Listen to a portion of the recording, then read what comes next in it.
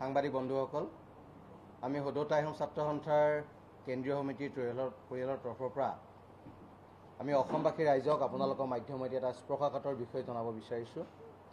কথা হ'ল যে এইখন চৰকাৰে ক্ৰমান্বয়ে অসমীয়া ভাষাটোৰ ওপৰত সাংঘাতিক ধৰণে আক্ৰমণ কৰিছে।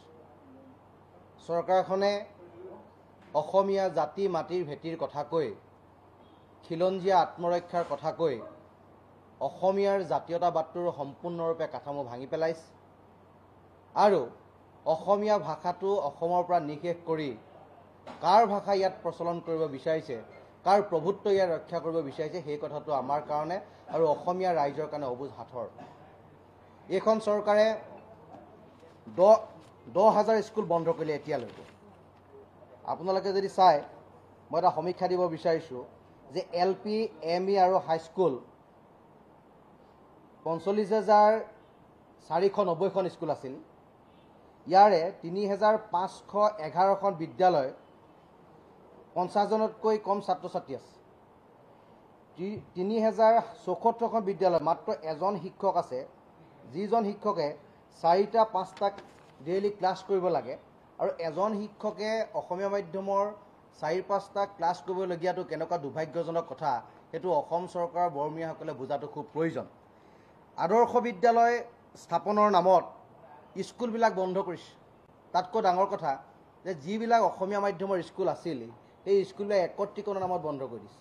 এতিয়া আমাৰ প্ৰশ্ন যে চৰকাৰখনে একত্ৰীকৰণৰ নামত স্কুলবিলাক কিয় বন্ধ কৰিছে? যদি আপোনালোকে ছাত্ৰ ছাত্ৰীৰ অভাৱ বুলি কৈছে, তেতিয়াহ'লে অসমীয়া মাধ্যমৰ স্কুলবিলাকত ছাত্ৰ ছাত্ৰী কিয় অভাৱ হৈছে তাৰ গুৰিলৈ নগৈ কেৱল কাৰোবাৰ অসম বিদ্বেষী চৰিত্ৰ এটা প্ৰকট কৰিবলৈ গৈ অসমীয়া মাধ্যমৰ স্কুলবিলাক বন্ধ কৰাটো এইটো জাতিটোৰ কাৰণে সাংঘাতিক ধৰণে ক্ষতিকাৰক আৰু এইটো সদৌ আহোম ছাত্ৰ সন্থাই কেতিয়াও মানি ল'ব পৰা এটা বিষয় নহয়। আমি স্পষ্ট ভাষাৰে অসম চৰকাৰক ক'ব বিচাৰিছোঁ যে আপোনালোকে প্ৰথমে আন্তঃগাঁথনি আপোনালোকে উন্নয়ন কৰক। স্কুলৰ আন্তঃগাঁথনি আপোনালোকে উন্নয়ন নকৰিব, স্কুলত পঢ়া শুনাৰ ভাল ব্যৱস্থা কৰি নিদিব, শিক্ষক আপোনালোকে নিযুক্তি নিদিব, শৌচাগাৰ আপোনালোকে নবনাব, প্ৰস্ৰাৱগাৰ আপোনালোকে নবনাব, পাঠ্যপুথি আপোনালোকে যোগান নধৰিব, আপোনালোকে ভাল শিক্ষক আপোনালোকে যোগান নধৰিব, তাৰপিছত কেৱল ছাত্ৰ ছাত্ৰীৰ অভাৱৰ দোহাই দি অসমীয়া মাধ্যমৰ স্কুলবিলাক বন্ধ কৰি আপোনালোকে কোনবিলাক স্কুলক অসমত প্ৰাধান্য দিব বিচাৰিছে? অসমীয়া ভাষাটো অসমত নিষেধ কৰি আপোনালোকে কি সূচাব বিচাৰিছে? যে আপোনালোকে মনত এইটো সূচাব বিচাৰিছে নি যে অসমীয়া ভাষাটো নিষেধ কৰি অসমৰ জাতীয়তাবাদ সমুলঞ্চে ধ্বংস কৰি, অসমীয়া জাতীয়তাবাদৰ কাঠামো সম্পূৰ্ণভাৱে ধ্বংস কৰি, অসমীয়া জাতিটোক অসমত নিষেধ কৰি আপোনালোকে ছেটেলাইট পদ্ধতিৰে আমেৰিকা যুক্তৰাষ্ট্ৰৰ লগত অসমখন চামিল কৰিব বিচাৰিছে নেকি? যদি চামিল কৰিব বিচৰা নাই, তেতিয়া ইংৰাজী মাধ্যমৰ স্কুলবিলাকৰ ইমান প্ৰাধান্য দি অসমীয়া মাধ্যমৰ স্কুলবিলাক বন্ধ কৰা আপোনালোকৰ যুক্তিযুক্ততা ক'ত, সেইটো সদৌ আহোম সন্থাই চৰকাৰক পোনপটীয়াকৈ সুধিব বিচাৰিছোঁ। আমি এটা কথা স্পষ্টভাৱে জনাই দিব বিচাৰিছোঁ যে স্কুলসমূহৰ উন্নয়নৰ কাৰণে চৰকাৰে কোনোবা স্কুলত দিয়ে 12,000 টকা, কোনোবা এখন স্কুলত দিয়ে 25,000 টকা, কোনোবা এখন স্কুলত দিয়ে 50,000 টকা। এতিয়া আমাৰ প্ৰশ্ন হ'ল, এই যে 12,000, 25,000, 50,000 স্কুলবিলাকত ইনফ্ৰাষ্ট্ৰাকচাৰ ডেভেলপমেণ্টৰ কাৰণে দিয়ে, কিন্তু তাতকৈ ডাঙৰ কথাটো হ'ল কি, এই পইচাকেইটাৰ পৰাই স্কুলখনে ইলেক্ট্ৰিচিটি বিল দিব লাগে, স্কুলখনে মোবাইল ৰিচাৰ্জ কৰিব লাগে, আৰু গাঁৱৰ যিবিলাক স্কুল আছে তাত কিবা বস্তু এটা কিনাৰ বিনিময়ত সেই গাঁৱৰ স্কুলবিলাকত তেখেতলোকে GST বিল বিচাৰে। গতিকে এইটো এটা অসমীয়া মাধ্যমৰ স্কুলবিলাকৰ ওপৰত চৰকাৰী বাহিনীৰ দ্বাৰা এটা শোষণ নিষ্পেষণ কৰা হৈছে আৰু যিকোনো পৰ্যায়ৰ বিনিময়ত অসমীয়া মাধ্যমৰ স্কুলবিলাক বন্ধ কৰি তেওঁলোকে এটা বেলেগ এটা পৰ্যায়লৈ অসমীয়া ভাষাটো লৈ যাব বিচাৰিছে আৰু অসমখনত যাতে অসমীয়া জাতিটোৱে মূৰ তুলি জীয়াই থাকিব নোৱাৰে তাৰ কাৰণে তেখেতলোকে ষড়যন্ত্ৰ ৰচনা কৰিছে। আৰু এই ষড়যন্ত্ৰক আমি কালাপাহাৰৰ অসম আক্ৰমণৰ লগত আমি তুলনা কৰিব বিচাৰিছোঁ। যি কালাপাহাৰে অসম আক্ৰমণ কৰি অসমৰ হিন্দু মঠ মন্দিৰবিলাক ভাঙি পেলাইছিল, আল্টিমেটলি তেখেতলোকে তেওঁ আহি পেলানি আমাৰ কামাখ্যা মন্দিৰ ভাঙিবলৈ উদ্যত হৈছিল, কামাখ্যা মন্দিৰক ক্ষতিসাধন কৰিছিল আৰু হিন্দুৰ যিবিলাক মঠ মন্দিৰ সকলো ভাঙি পেলাই। ঠিক সেইদৰে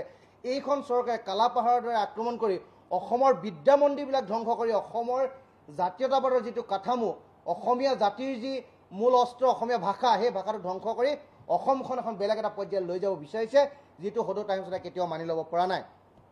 মই আপোনালোকক এটা তথ্য দিব বিচাৰিছোঁ যে ইনফ্ৰাষ্ট্ৰাকচাৰ ডেভেলপমেণ্টৰ নামত বিভিন্ন সামগ্ৰী ক্ৰয়ৰ নামত চৰকাৰে আবণ্টন দিয়া 77 কৰোৰ টকা এতিয়ালৈকে এইখন চৰকাৰে খৰচ কৰিব পৰা নাই। 77 কৰোৰ টকা আবণ্টন দিলে ঠিকেই আছে, কিন্তু ইনফ্ৰাষ্ট্ৰাকচাৰ ডেভেলপমেণ্টৰ নামত তেখেতলোকে এই পইচা খৰচ কৰি দিয়া নাই, তেখেতলোকে মোকলাই দিয়া নাই। মানে তেখেতলোকে এইটোৱে ভাবিছে যে অসমীয়া মাধ্যমৰ স্কুলবোৰ জৰাজীৰ্ণ ৰূপ পাওক, স্কুলৰ ছাত্ৰ ছাত্ৰীৰ সংখ্যা কমি যাওক, আমি স্কুলবিলাক বন্ধ কৰি দিওঁ আৰু প্ৰাইভেট স্কুললৈ ল'ৰা ছোৱালীবিলাক পঠিয়াই দিওঁ, ইংলিছ মিডিয়ামৰ স্কুলত ল'ৰা ছোৱালীবিলাক পঢ়াই অসমখনত অসমীয়া জাতীয়তাবাদটো সম্পূৰ্ণভাৱে ধ্বংস কৰাৰ তেখেতলোকে প্লেন ৰচিছে।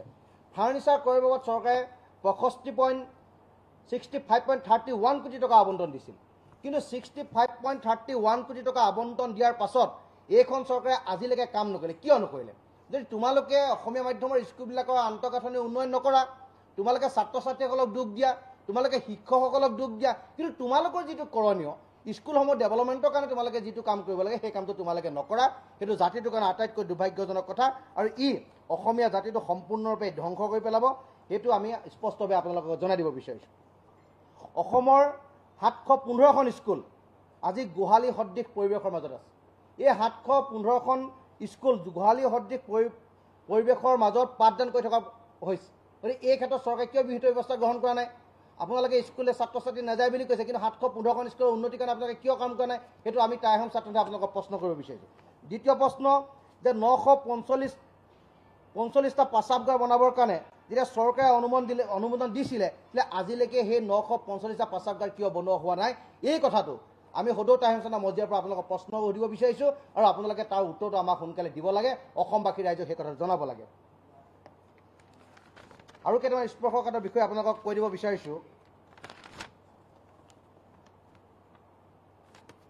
15-16 চনত প্ৰাথমিক বিদ্যালয় অসমৰ সংখ্যা আছিল 43,000। 2019 চনত ইয়াৰ সংখ্যা হ'ল গৈ 38,000 আৰু 2024 চনৰ সংখ্যা হ'ল 34,000। অৰ্থাৎ প্ৰায় 10,000 স্কুল বন্ধ হ'ল আৰু চৰকাৰে একত্ৰীকৰণৰ নামত আৰু 4,000 স্কুল বন্ধ কৰি দিব বিচাৰিছে। গতিকে এই 4,000 স্কুল যে বন্ধ কৰি দিব বিচাৰিছে, ইয়াক লৈ সদৌ টাইমছ ক্ষুণ্ণ হৈছে। আমি কোনো কাৰণতে চৰকাৰে সিহঁতৰ সিদ্ধান্তৰ আমি হ'বলৈ নিদিওঁ আৰু আমি চৰকাৰখনৰ অসম বিদ্বেষী এই নীতি, অসম ভাষা বিদ্বেষী এই নীতি, অসমীয়া জাতি বিদ্বেষী এই নীতি আৰু অসমীয়াৰ জাতীয়তাবাদৰ মূল কাঠামো ভাঙি দিয়া এই নীতিৰ বিৰুদ্ধে সদৌ টাইমছে প্ৰতিবাদ কৰি যাব আৰু যেতিয়ালৈকে চৰকাৰে এই সিদ্ধান্ত প্ৰত্যাহাৰ নকৰে তেতিয়ালৈকে সদৌ টাইমছে প্ৰতিবাদ কৰি যাব। শ্ৰদ্ধাৰ সাংবাদিক বন্ধুসকল, আমি সদৌ টাইহম ছাত্ৰ সন্থাৰ কেন্দ্ৰীয় সমিতিৰ পৰিয়ালৰ তৰফৰ পৰা আমি অসমবাসী ৰাইজক আপোনালোকৰ মাধ্যমেদি এটা স্পৰ্শকাতৰ বিষয় জনাব বিচাৰিছোঁ। কথা হ'ল যে এইখন চৰকাৰে ক্ৰমান্বয়ে অসমীয়া ভাষাটোৰ ওপৰত সাংঘাতিক ধৰণে আক্ৰমণ কৰিছে। চৰকাৰখনে অসমীয়া জাতি মাটিৰ ভেটিৰ কথা কৈ, খিলঞ্জীয়া আত্মৰক্ষাৰ কথা কৈ অসমীয়াৰ জাতীয়তাবাদটোৰ সম্পূৰ্ণৰূপে কাঠামো ভাঙি পেলাইছে আৰু অসমীয়া ভাষাটো অসমৰ পৰা নিঃশেষ কৰি কাৰ ভাষা ইয়াত প্ৰচলন কৰিব বিচাৰিছে, কাৰ প্ৰভুত্ব ইয়াত ৰক্ষা কৰিব বিচাৰিছে, সেই কথাটো আমাৰ কাৰণে আৰু অসমীয়া ৰাইজৰ কাৰণে অবুজ হাতৰ। এইখন চৰকাৰে 10,000 স্কুল বন্ধ কৰিলে এতিয়ালৈকে। আপোনালোকে যদি চাই, মই এটা সমীক্ষা দিব বিচাৰিছোঁ যে LP, ME আৰু